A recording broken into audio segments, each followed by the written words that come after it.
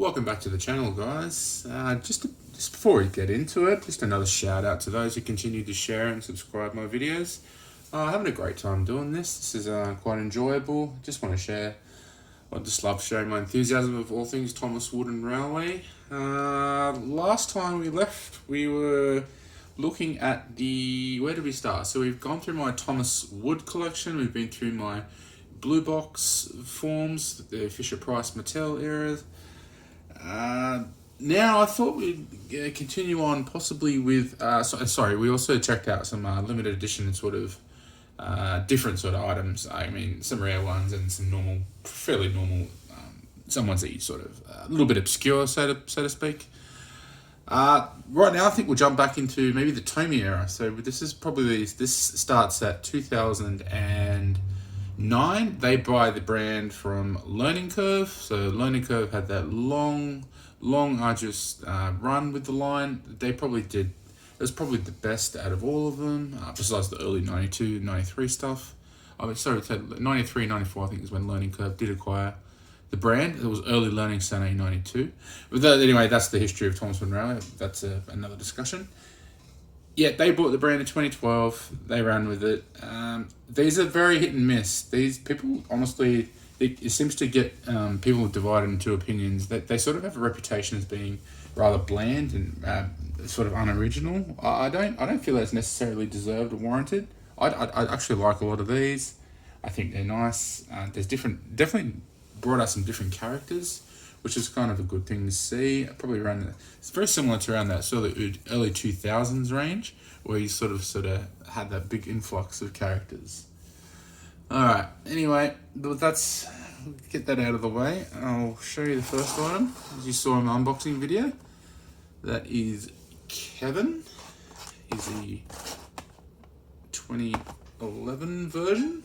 Hang on, let me just adjust this. Yeah, 2011 Kevin.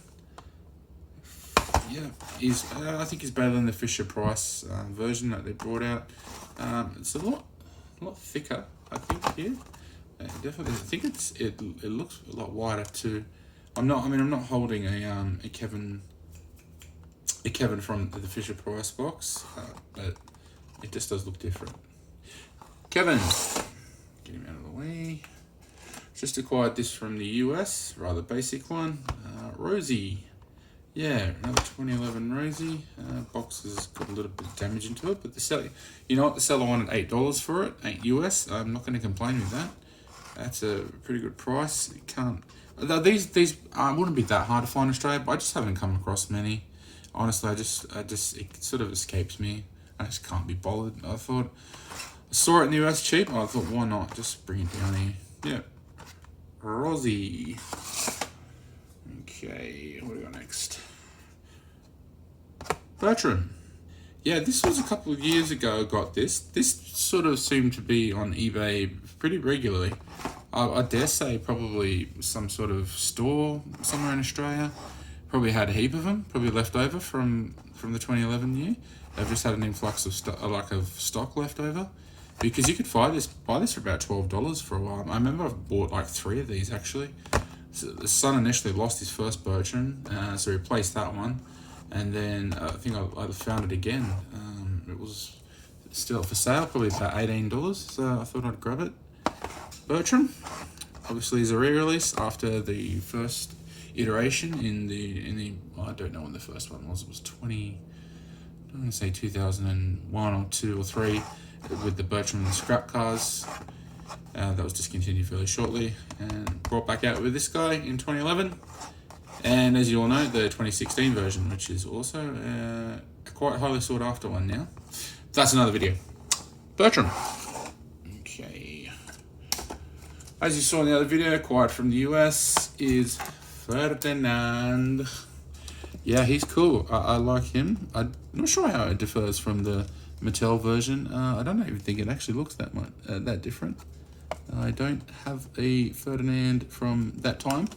I do like this one. I thought I'd try and go. I actually wanted the Misty Island one, but that tends to be a little bit harder to find and probably commands a bit more of a price.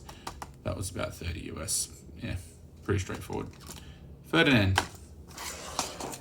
Okay, we got next. Bought this a little while back in the States, about 20 bucks. This is Nelson. Yeah, here's another cool one, 2011. Yeah, but I think most of these are going to be 2010, 2011 versions. Yeah, he's cool. He's boxed. He's fairly hard to find box. It doesn't appear that frequently. Definitely not in Australia. You can definitely find him loose in people's private collections. You'll always see a Nelson sort of available here and there. Not very hard to find. Nelson. Okay, where should we go now? All right, also acquired from the US. Dart. Den. From the Day of the Diesels pack.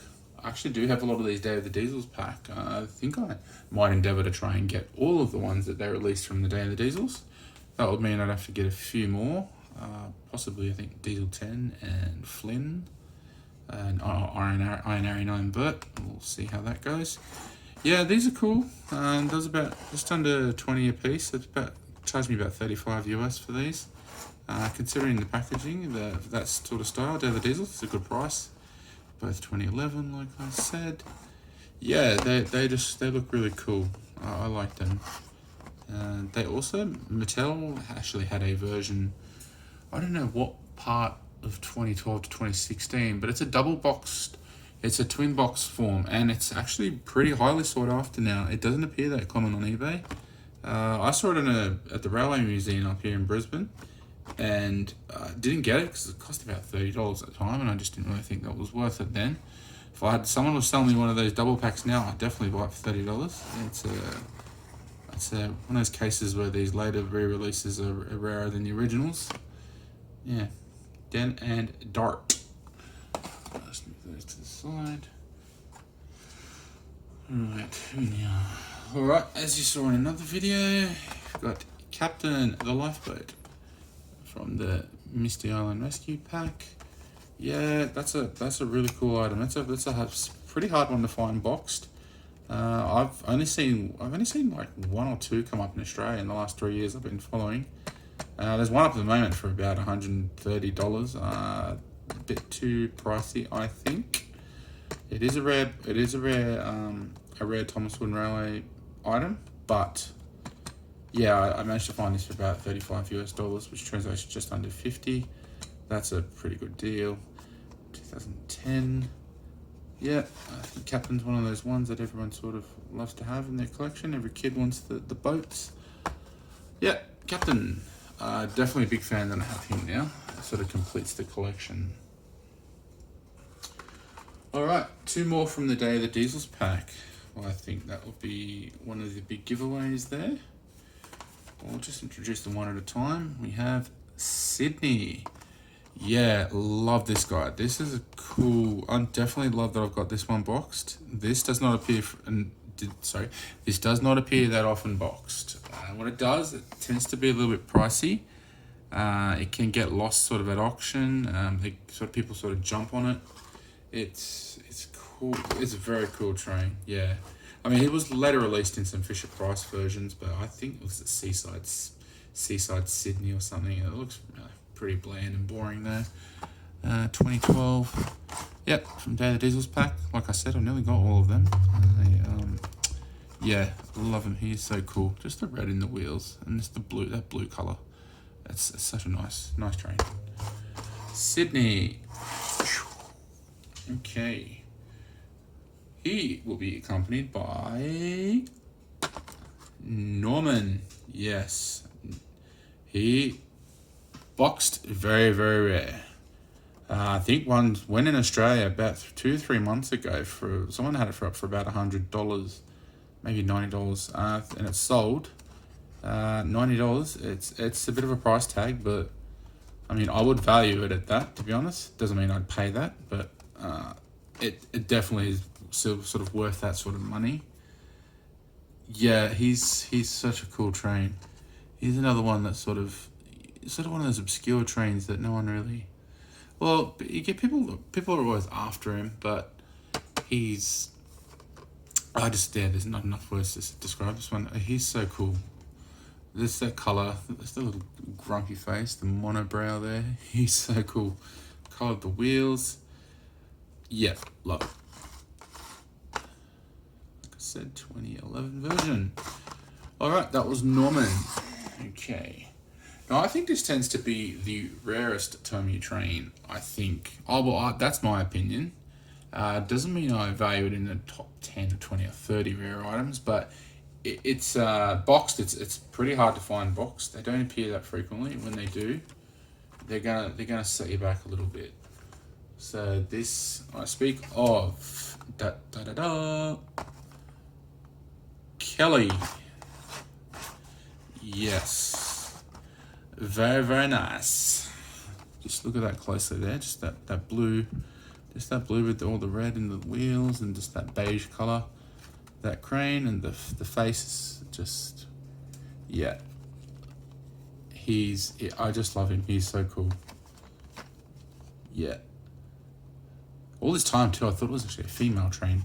It's a male. Not that the genders of these things really matters, but whatever, it is what it is. Yep, 2011. I acquired this for about, what did I pay for it? I must have paid, I think I got it. It was $50 with best offer, and I think the seller accepted my offer of $43. That was probably in 2017, early 2018. I think I did pretty well to grab that one. Yeah, can't complain. That's a good one to find. Good one to have if you're collecting Thomas Wooden Railway. Kelly. Alright. That's the last of my Tomy items. That was probably a shorter video. I think we're just going to leave it there, guys. As always, leave your comments. Leave your opinions. Always love to hear your thoughts about. You share your opinions on the Tomy line.